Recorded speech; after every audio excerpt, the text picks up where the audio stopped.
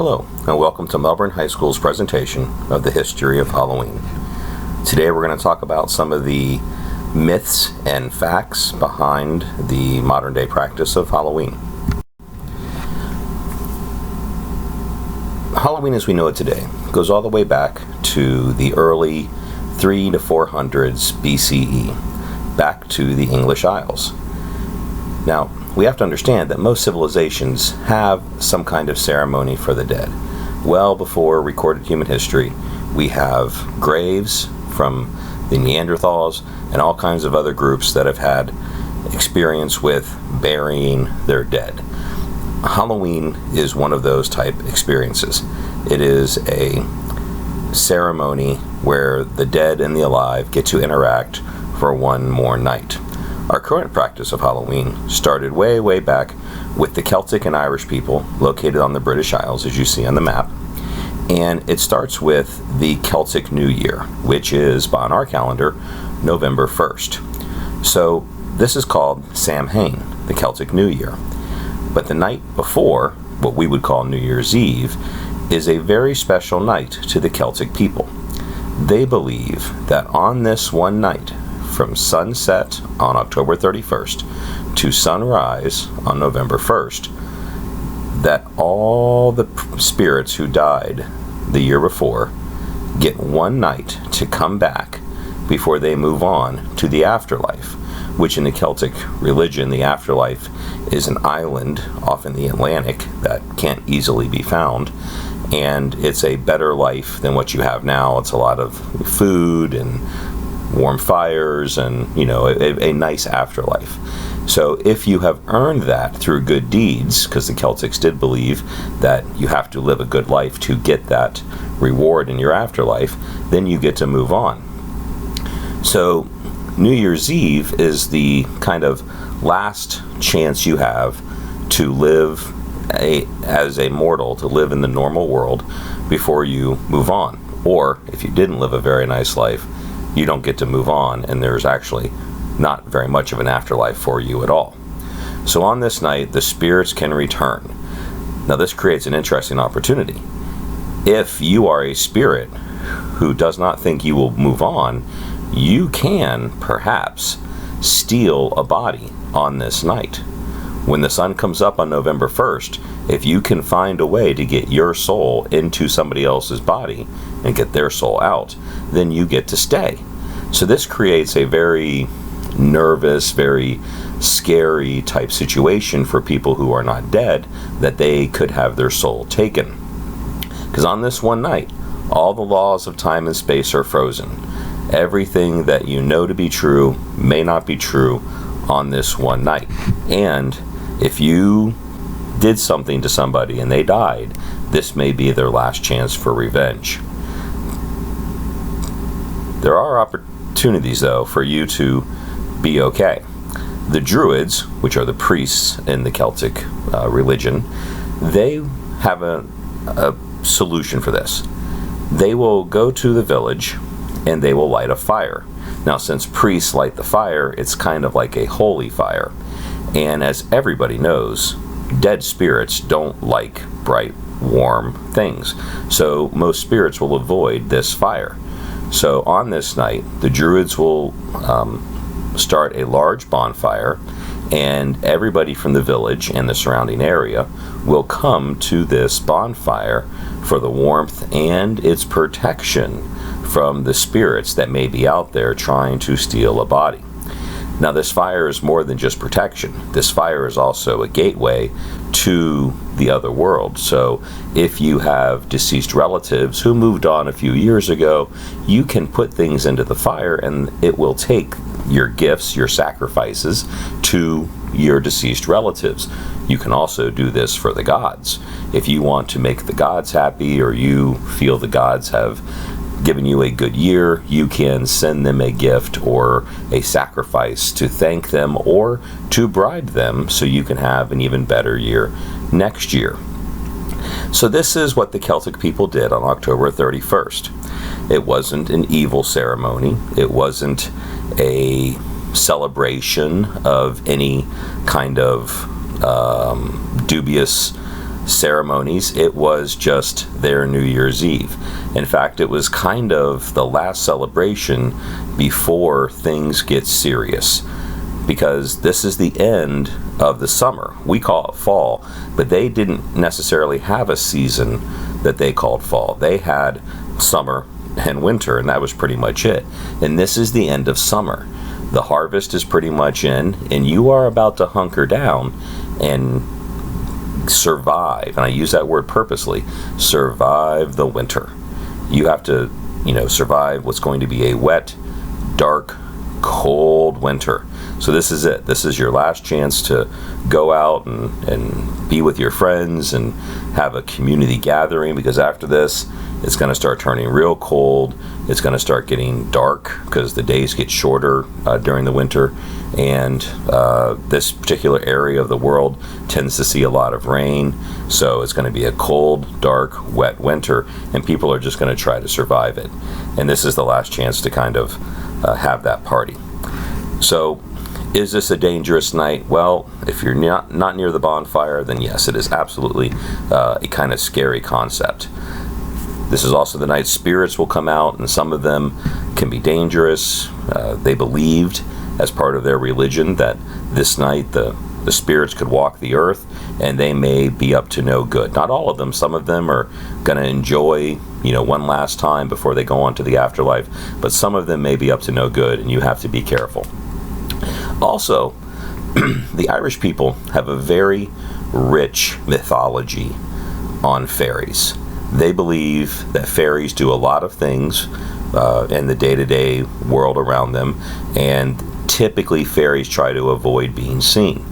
Most people are very familiar with the most common Irish fairy, and most people know that one has kind of his own day, and that's a leprechaun. That's an Irish fairy. It's actually the shoemaker of the fairy world. So the Irish have a very rich storyline for fairies, and this is the one night that fairies can and do kind of try to interact with humans, but it's not nice. Fairies don't necessarily like humans, especially in the woods. They would prefer the humans to stay in the cities and stay out of the woods. So on this night, if you're away from the city, fairies will play tricks on you. They will make you think that there's a certain pathway, and you'll walk it, and then you'll fall off a cliff. And the fairies would think that was hilarious, but you would not, because you're falling off a cliff. So this is the one night the fairies kind of will mess with people. Usually they try to stay away from people. And you can see here that even today in modern times, people sometimes blame fairies for what goes wrong. Also on this night, since there are a lot of magical properties, you can tell your future. On this night, if you have the opportunity, you can perhaps get married, or find your husband or wife, or see how long you're going to live. Now, apples have a very rich history with Halloween, because apples are typically harvested in the fall.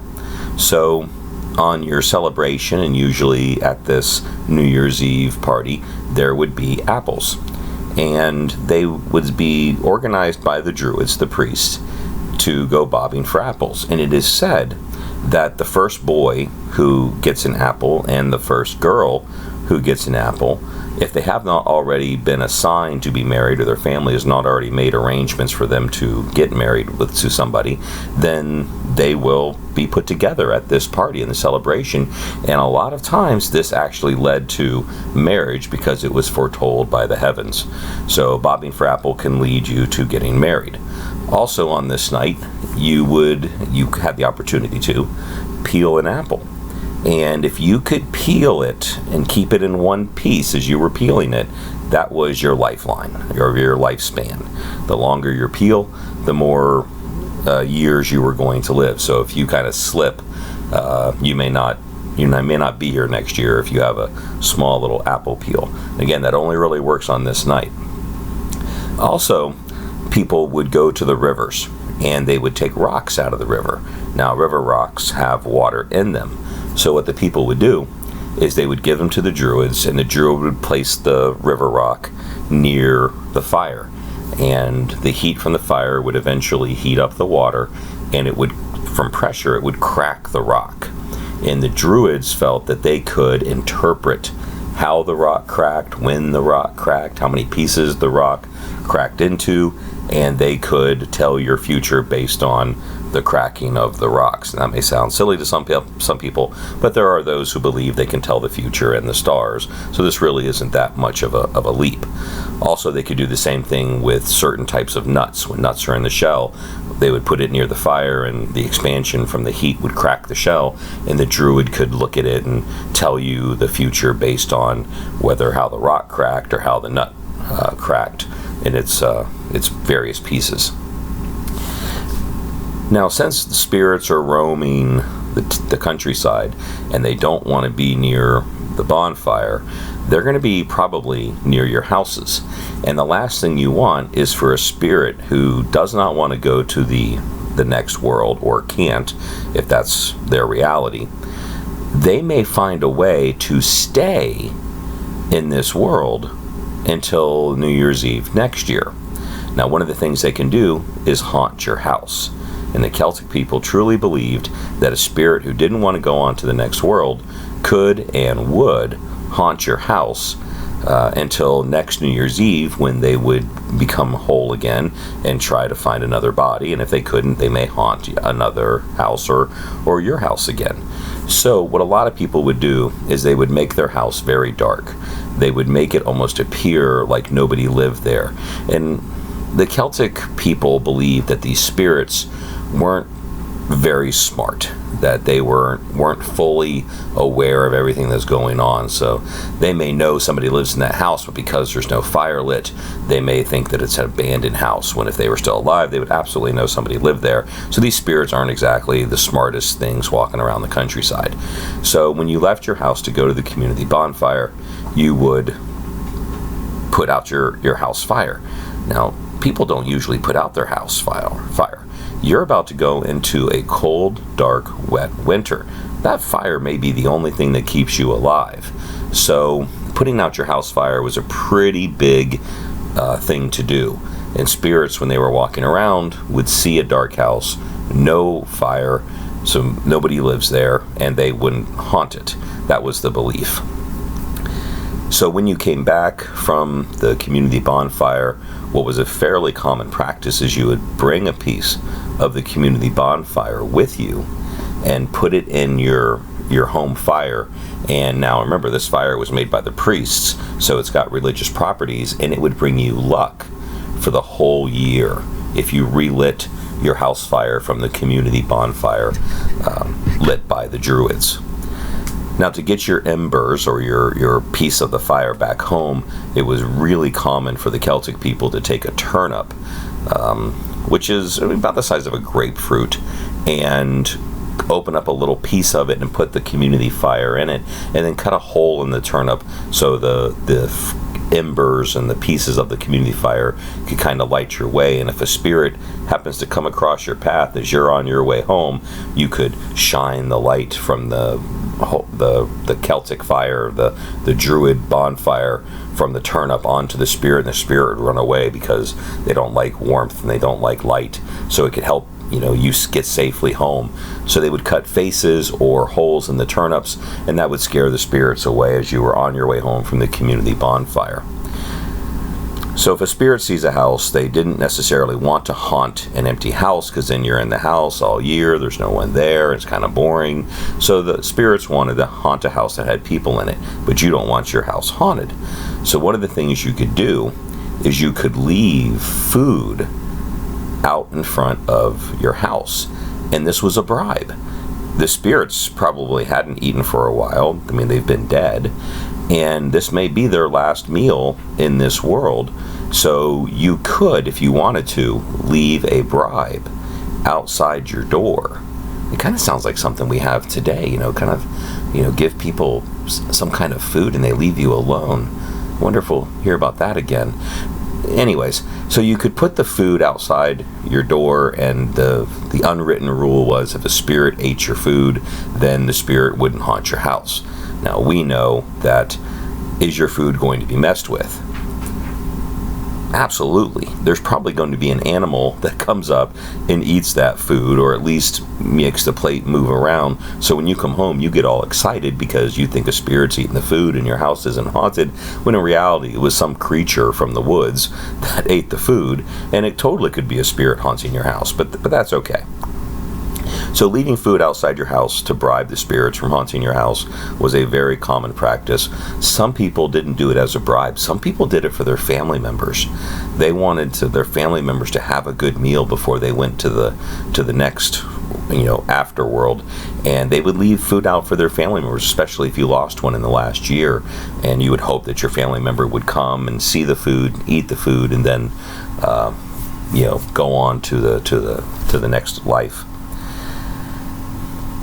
Some people started to dress like ghosts or spirits. When they were walking around, they wanted to fool the spirits into thinking that they were another spirit, so the spirit wouldn't try to take their body. So they kind of wore, I don't know, we'll call it a costume. They wore a costume as they walked home to try to fool these spirits into thinking that, I don't want that body, that's another spirit, so if I take that body, I'll still be gone at sunrise. So they started wearing these costumes, mostly like ghosts, or what you might consider like a zombie look, to fool the spirits into thinking that they were one of them. Now, if somebody happens to get possessed, that's not good. If the people in the community feel you have lost your body and a spirit has taken your body, they're going to bring you to the Druids. And the Druids will make a decision. If the Druids feel that you've been possessed, they're going to throw you in the bonfire. If they feel you're fine and you are you, then you're going to be released. And let's be honest, the Druids here, these were locals. They knew you. They probably knew your name. They were probably there the day you were born. They know you. So it's not like your neighbor can say, I think he's possessed, and someone would throw you into the fire just because. The Druids were locals. They knew everybody, and they would know things about you to give you a fair chance to defend yourself if you are accused of being possessed by a spirit. But if they feel you have been possessed, if you are not you, they're going to throw your body into the bonfire to destroy the body, and the spirit is not destroyed. It just doesn't have a body anymore until sunrise, and then it goes to the afterlife. So don't act weird on this night, or you'll end up being extra crispy. Now, remember, this fire is not just for warmth and safety from the spirits that may want to take your body. It's also a door, if you will, a pathway to the afterworld, or to where the gods dwell in the Celtic religion, which was a polytheistic religion. So if you want to give something to a relative, you can throw it into the bonfire and it would go to your relative. If you wanted to sacrifice something, an animal, some kind of food, some kind of gift, to one of the many gods in the Celtic religion, this is the time to do it. Throw it in the bonfire. It gets magically transported to the next realm, to where the gods dwell, and they would get it. Now, this was the way of life for hundreds of years. Every October 31st, bonfires and festivals and eating and costumes to avoid being possessed. This was common. Around 100 AD, the Romans set up pretty consistent outposts in Great Britain and the British Isles. This brought them into contact with the Celtic people. Now, we know from our previous readings that this was not always peaceful. But the Romans started to see these celebrations, and they started to take part in the celebrations. Now, to the Romans, this is really not that big of a leap. This time of the year, the Romans had Ferilia, which was the Roman Day of the Dead, the day that you celebrated the people who had died in the previous year, to celebrate their moving to the netherworlds, moving into the next life within Roman, and we know the Romans got most of their religion from the Greeks, so we're talking about the underworld and Hades and things like that. And this is the day, or in the fall, and only about 4 days earlier than the Celtic practice of Samhain, the Romans celebrated Ferilia, the Roman Day of the Dead. Now, they also celebrated within a few weeks of Samhain a opportunity to honor the goddess of the fruit and tree, Pomona. Pomona is a Roman goddess, and her earthly symbol is the apple. So we have two cultures here, the Celtic people and the Romans, who put some religious significance into the apple, so it wasn't hard for the Romans to really bond and start to merge these beliefs together.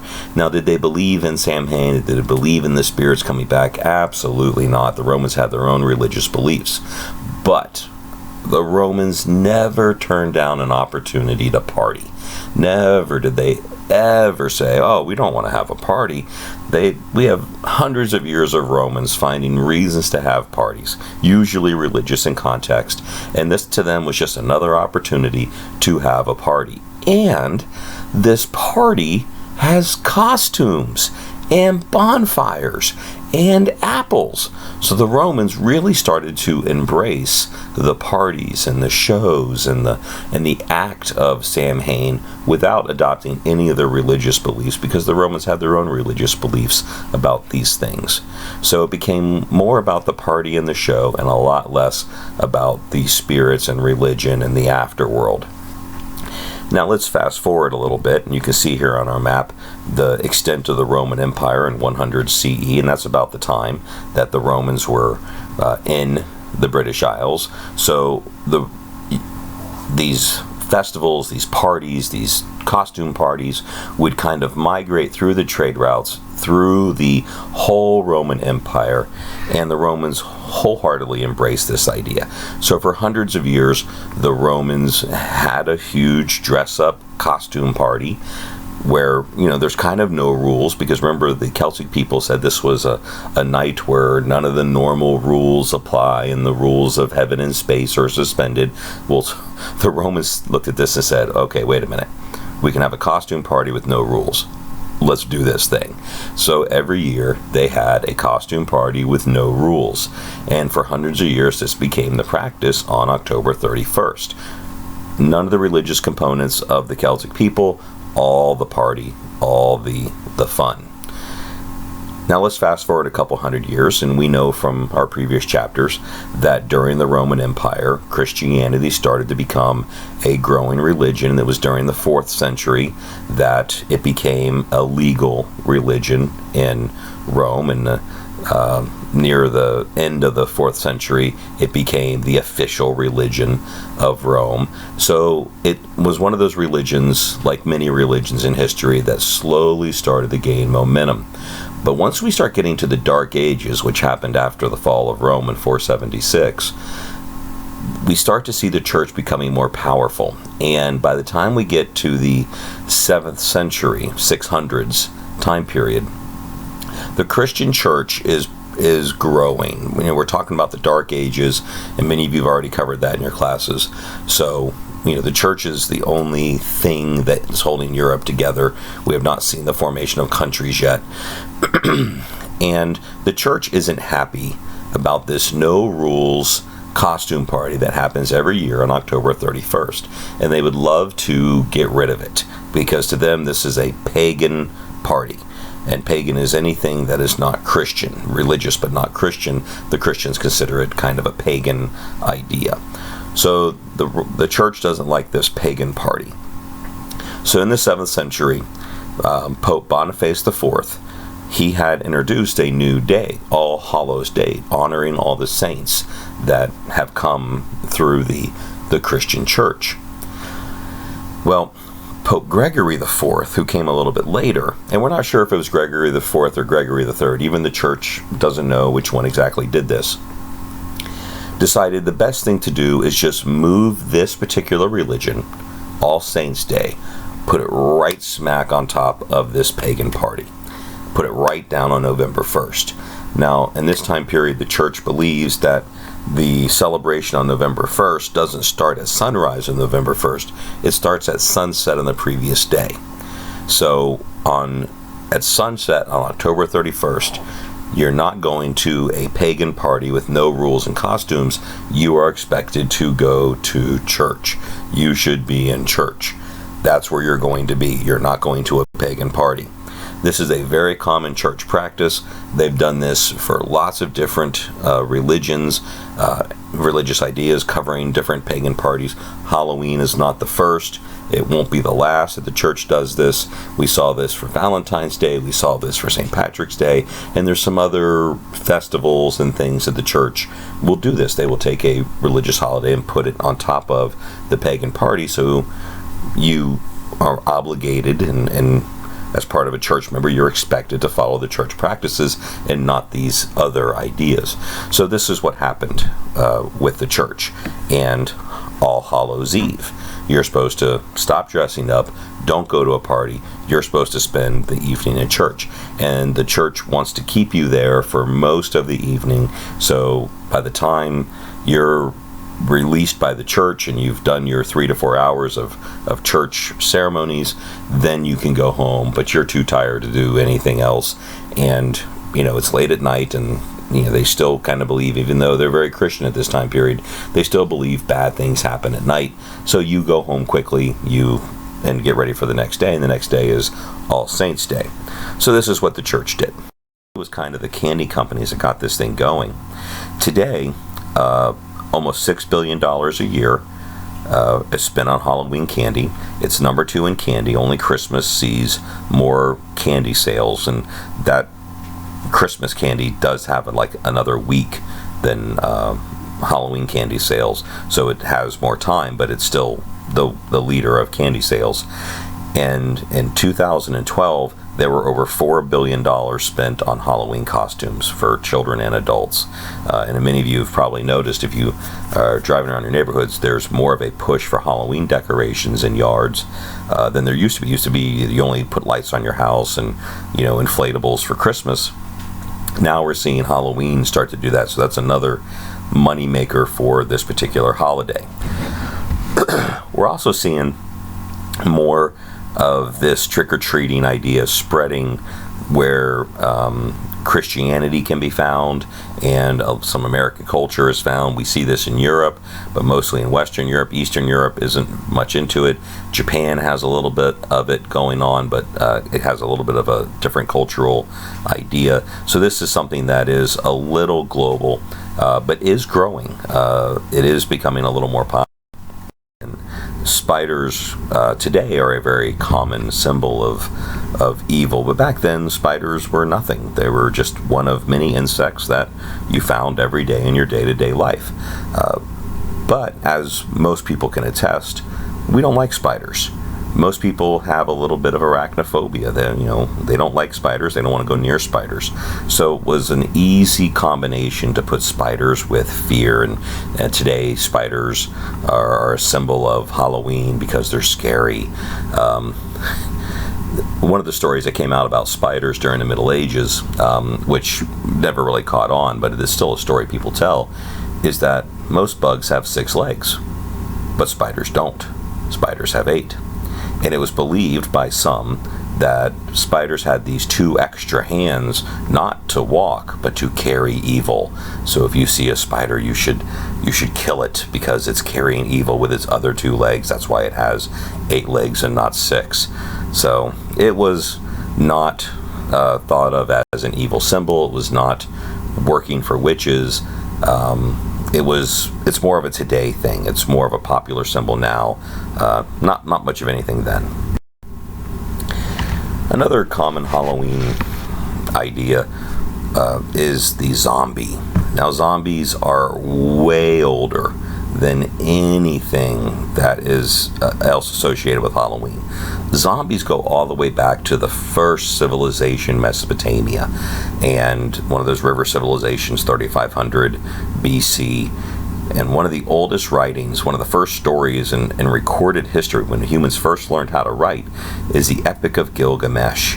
And the Epic of Gilgamesh has the line, "I will rise up the dead and they will eat the living." That kind of sounds like a zombie. So we have hundreds, if not thousands, of references to the undead walking the earth, eating the living.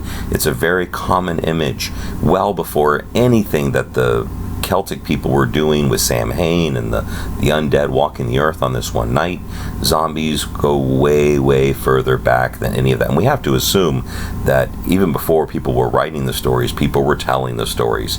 So we think zombies actually predate anything written by humans. They're very, very old. You know, the zombies we see today, and if you watch The Walking Dead or anything like that, are very voodoo in their appearance. Voodoo is a religion that started in the Caribbean when African slaves came over and different tribal areas started to mix together on the sugar plantations, and kind of what mixed into that is commonly called voodoo religion, a mixing of different African religions, and they had a practice of the undead. Lots of cultures have different practices of the undead. In China you have the Jiang Shai, in Arabia you have the ghoul, the Vikings called it the dragur, even England has the revenant. These are all variations with different stories and different powers and different things they do, but essentially they are the undead and they're walking around. Some of them have ill will, some of them are just looking for peace. It really comes down to different cultures having different ideas about what a zombie is and what that zombie's doing. Most have some kind of ill will because, quite frankly, you did not bury this person correctly. Most of the religions that have a piece or something about an undead walking the earth is because you did not do the funeral correctly. You messed up the ceremony of the dead in some way, or there's some issue that is not resolved, and that's why they're here. We got to get that solved, and once it's solved, they will go away. So many people were kind of frozen or guilted into doing burials and doing funerals, because if you don't do it right, this person's soul does not have peace.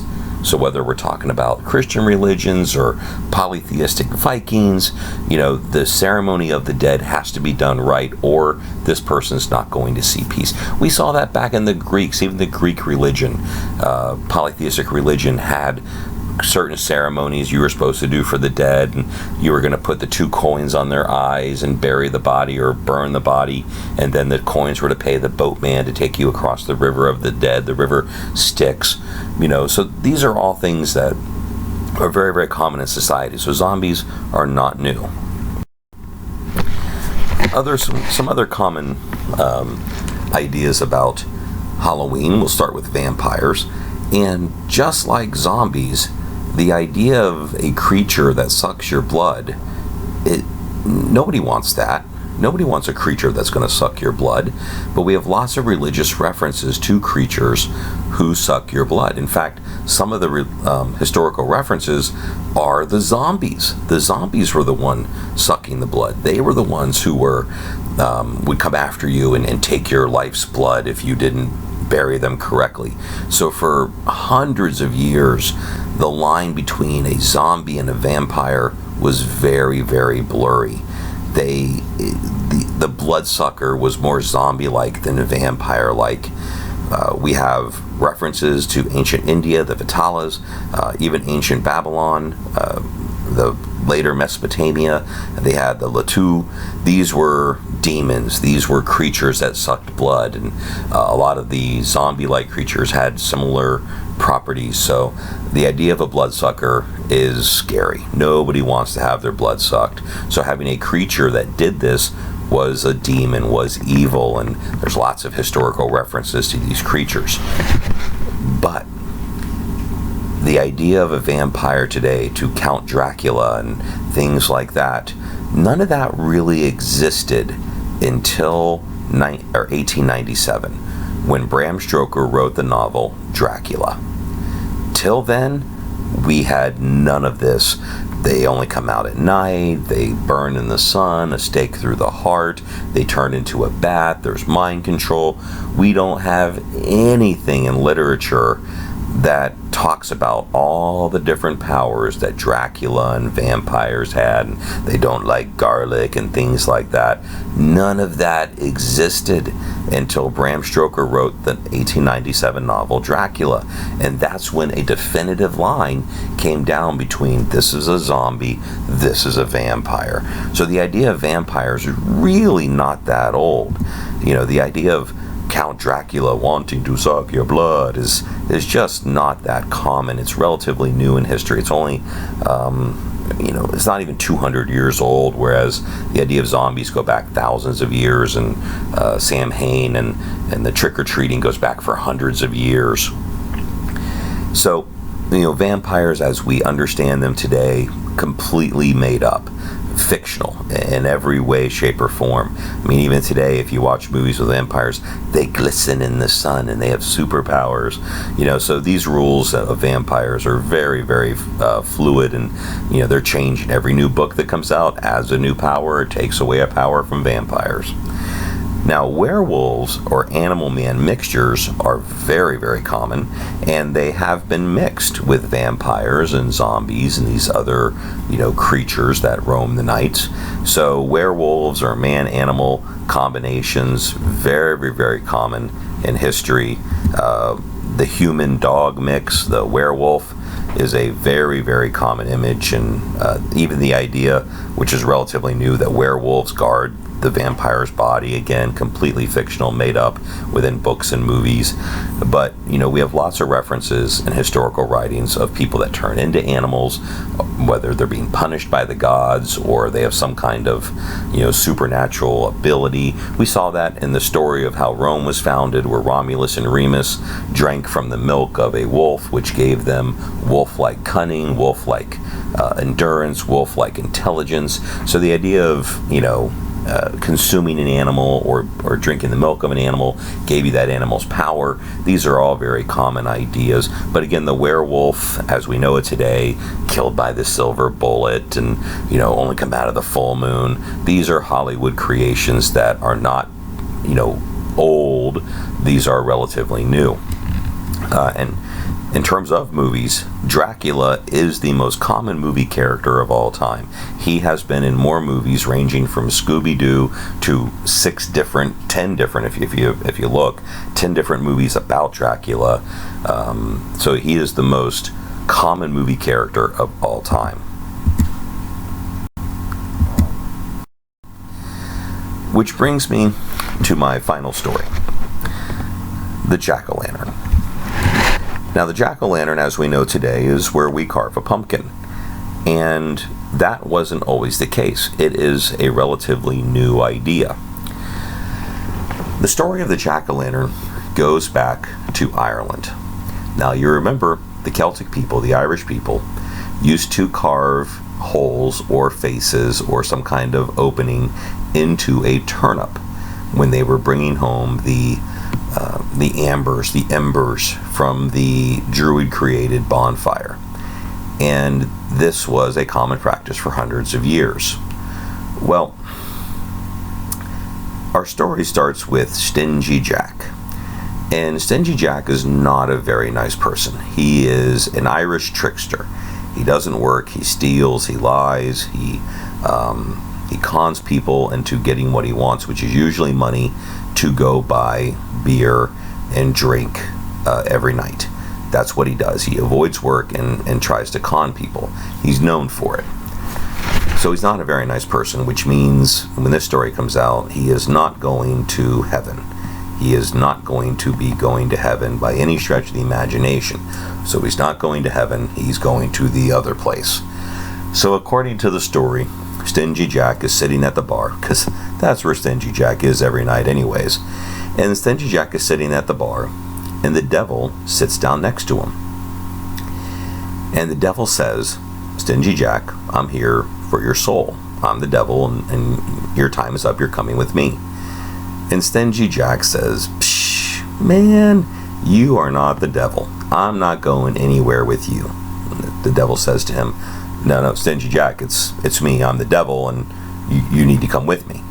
Well, Stingy Jack says, I'm not going anywhere. You need to prove that you're the devil.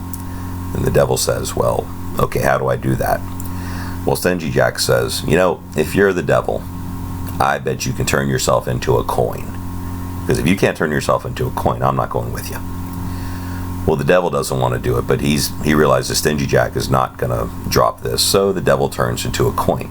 Well, Stingy Jack grabs the coin, and as the fates would have it, Stingy Jack actually had a birthmark on his hand that looked like a cross. And we all know the devil is powerless in front of a cross. So now the devil is a coin stuck in Stingy Jack's hand. Well, Stingy Jack tells the devil, he says, look, you can't come for me for a year. For a whole year, you got to leave me alone, or I'm going to hold you in my hand until you say yes. Well, the devil again realizes Stingy Jack isn't going to change his mind, so he says, fine, I promise I'm not going to come after you for a year. So Stingy Jack agrees to let him go. But, Stingy Jack's holding a coin, so what do you think he does with this coin? That's right. He buys a drink with the coin. So he literally used the coin that was the devil to buy his next drink. So he lets the devil go. So a year goes by, and Stingy Jack is walking home. Where's he walking home from? That's right, you guessed it, the bar. So the devil comes to him. Devil didn't go to the bar this time. Devil waited for him to walk home. And the devil finds him on the street and says, Stingy Jack, it's me, the devil. You the guy, the coin, last year. Yeah, good times. So I'm here for your soul. And Stingy Jack goes, you're not the devil. I've met the devil, and you are not the devil. The devil says, no, Stingy, it's me. I'm the devil. I'm here for you. You need to come with me. And Stingy Jack says, if you're the devil, you can go up to the top of that tree and grab an apple. Now again, you see apple coming into the story here. And the devil says, I'm not going to the top of that tree to get an apple. I'm the devil. I'm not going to do it. And Stingy Jack says, well, I'm not going with you unless you go give me that apple. So the devil goes up to the tree very quickly and gets up into the tree. Now Stingy Jack runs over to the tree, puts a cross on the tree. Now the devil's stuck in the tree. Can't get down. There's a cross on the tree. And he tells the devil, you can't come for me again. Now this one's, how long, we don't know, but probably never again. The first time it was a year. Some people say it was 10 years. Either way, he says, you can't come for me ever again. You have to leave me alone forever. And the devil says, okay. Stingy Jack marks out the cross he put on the tree. The devil comes down and leaves. Well, Stingy Jack eventually dies. Now we know he's not going to heaven, so he goes to hell. Well, the devil's waiting for him at the gates, and there's no way the devil is letting him come into hell. He's probably afraid he'll take over. So, according to the story, the devil throws him a turnip and a couple of embers from the fires of hell and says, have fun walking the earth for the rest of time. You're not going to heaven. You're not coming into hell. You're walking forever with a turnip and, some embers from the fires of hell to lead your way. Get out of here. And that's where Stingy Jack is today. According to the legend, he is walking the earth with a turnip with the fires of hell inside of it lighting his way. So this is the story of why, we carve faces into turnips. Well, when the Irish come over in the late 1800s, they bring this story with them. Turns out, no turnips in North America. But what we have a lot of, an abundance of, the ones that we could waste enough to cut faces into it, are pumpkins. So this is why we have the jack-o'-lantern, a pumpkin that has been carved. It comes from the story of Stingy Jack. Well, I hope you have enjoyed Melbourne High School's presentation of the history of Halloween, and have yourself a very safe evening.